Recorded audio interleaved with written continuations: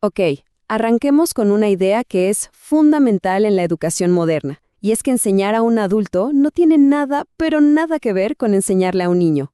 Para educar a personas adultas se necesita un enfoque totalmente distinto. Es un cambio de mentalidad completo que parte de reconocer su experiencia, sus motivaciones y, sobre todo, su forma tan particular de aprender. Y esto, claro, nos lleva a la pregunta del millón, ¿no?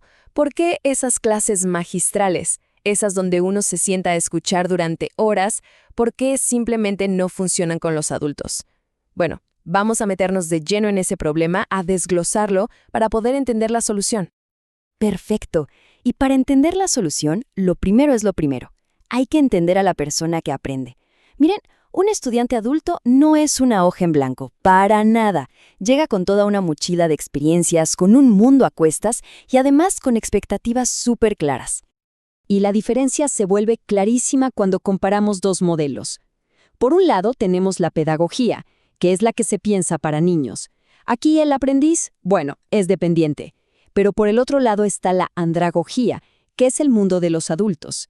Y acá el juego cambia por completo. El aprendiz es autodirigido.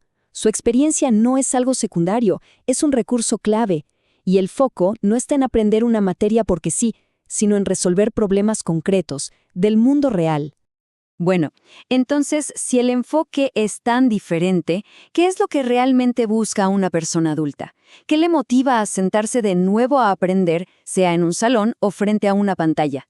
Dejemos un poco la teoría y vayamos a lo práctico, a lo que de verdad quieren. A ver, punto número 1. Buscan aplicación inmediata. Quieren algo que les sirva mañana en su trabajo o en su vida. Segundo, necesitan objetivos claros. No quieren sentir ni por un segundo que están perdiendo el tiempo. También, y esto es clave, quieren que se respete lo que ya saben, su bagaje. Y por sobre todas las cosas buscan autonomía, poder manejar su propio aprendizaje y, claro, solucionar problemas reales que les importan. Entonces, ¿cómo se responde a todas estas necesidades? Bueno, por suerte existe todo un marco de trabajo pensado justamente para esto. Y aquí está el corazón del asunto, la palabra clave de la enseñanza moderna para adultos, la andragogía. Ojo, andragogía no es solo un término técnico, es toda una filosofía que pone al estudiante adulto en el centro de la escena. Reconoce que aprender es un proceso activo, de colaboración, no se trata solo de recibir información pasivamente. Y todo esto se sostiene sobre dos principios que son fundamentales. El primer principio, la horizontalidad. ¿Qué quiere decir esto? Muy simple.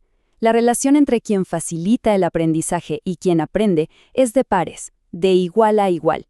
Se acaba la jerarquía. Ambos traen experiencia a la mesa. Ambos son responsables. O sea, se rompe por completo esa idea del profesor allá arriba que lo sabe todo y el alumno abajo que solo escucha. Y el segundo principio es la participación. Esto es clave porque los adultos aprenden muchísimo mejor cuando se involucran de verdad, cuando discuten, cuando colaboren y especialmente cuando aprenden haciendo. El aprendizaje deja de ser un monólogo del profesor y se transforma en una experiencia viva, compartida. Ok, hasta acá la teoría suena genial, ¿verdad? Pero lo más interesante es ver cómo estos principios se llevan a la práctica. Así que ahora sí, vamos a meternos de lleno en algunas técnicas modernas y súper efectivas que hacen que la andragogía cobre vida. Empecemos con una técnica que es un clásico, pero que sigue siendo increíblemente poderosa: el método del caso. De verdad, esto es uno de los pilares de la educación para adultos, y ahora van a ver por qué. La idea es la siguiente. En lugar de hablar de pura teoría abstracta, se presenta una situación real o muy parecida a la realidad. Un problema complejo que además no tiene una sola respuesta correcta. Y a partir de ahí, los participantes tienen que arremangarse, analizarlo, discutirlo en grupo y al final proponer soluciones. Y los beneficios son inmediatos y súper prácticos, porque no solo se aprende sobre el tema en cuestión, sino que se desarrollan un montón de habilidades blandas que son cruciales hoy en día. El análisis crítico, la comunicación, el trabajo en equipo y sobre todo esa capacidad de tomar decisiones con la información que se tiene, aunque no sea perfecta. Muy bien, pasemos a la segunda técnica. Se parece un poco a la anterior, pero con un giro. Es el aprendizaje basado en problemas, y como su nombre lo dice, aquí el desafío es el protagonista. En este caso, el problema no es el ejercicio que aparece al final de la lección para ver si entendiste. No, aquí el problema es el punto de partida de todo. El facilitador lanza el reto y los equipos se ponen a investigar, a discutir, a buscar, se sumergen para encontrar una solución. Es el propio problema el que te empuja a aprender. Y llegamos a la tercera técnica, una que de verdad está revolucionando cómo se usa el tiempo en el aprendizaje. Se la conoce como el aula invertida o flipped classroom. El concepto es súper simple pero muy potente. Miren, la parte más pasiva, como escuchar una charla o leer un texto, se hace antes, en casa, cada quien a su ritmo. ¿Y para qué se usa el tiempo juntos en clase? Pues para lo más valioso, para discutir, para hacer actividades prácticas, para aplicar lo que se aprendió y resolver dudas. El instructor entonces se convierte en un guía para toda esa actividad. Se aprovecha el tiempo al máximo.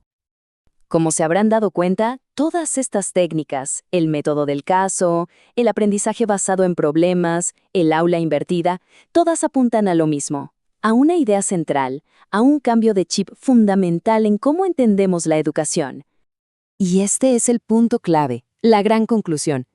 El rol de la persona que enseña se transforma por completo. Ya no se trata de ser el sabio en el estrado, esa figura que tiene todas las respuestas.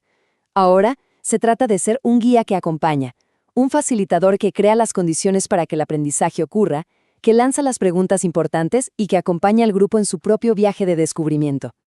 Y todo esto nos deja con una pregunta para reflexionar, ¿no?